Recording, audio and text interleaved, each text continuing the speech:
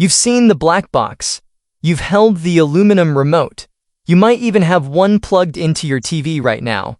But what if I told you that most of what you think you know about the Apple TV 4K is either outdated, misunderstood, or a complete lie? We are living in 2026, and the streaming wars have reached a fever pitch. But while everyone is arguing over Netflix price hikes and Disney Plus ads, Apple has been quietly building something else. Something much more powerful than a streaming box. Today, we are peeling back the curtain on the Apple TV 4K ecosystem. We're going beyond the basics. We are talking about the Phantom framework discovered in the latest tvOS 26.4 updates. The secret reason Apple is delaying the next-gen hardware until September. And the in settings that can literally make your 2 September OLED TV look twice as good with a simple click. If you think this is just a device for launching apps, you're missing 70% of the value you already paid for. In this video, you're going to realize that the Apple TV 4K isn't just a part of your home theater.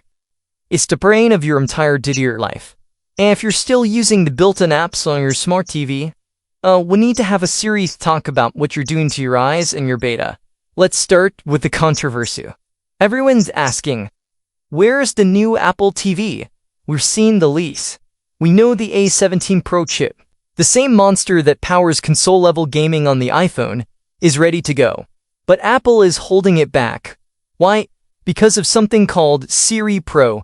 The rumors coming out of Cupertino suggest that Apple is waiting for the full rollout of Apple Intelligence and iOS 27 to launch a version of Siri that actually works.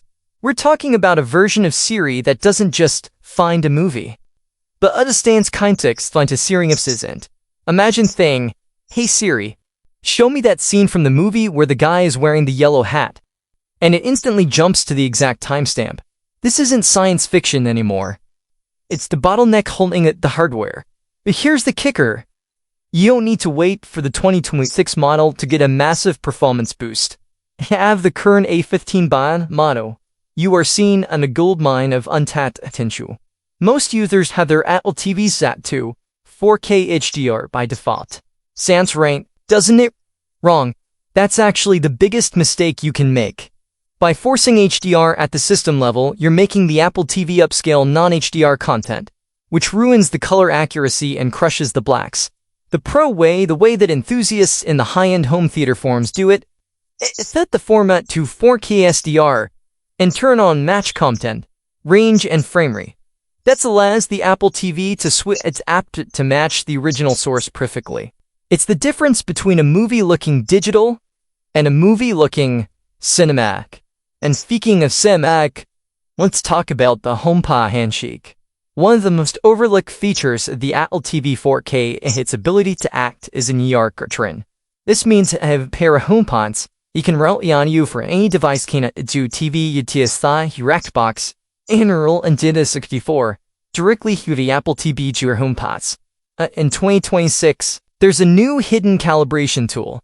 If you take your iPhone and hold it up to your TV, the Apple TV uses the iPhone's microphone to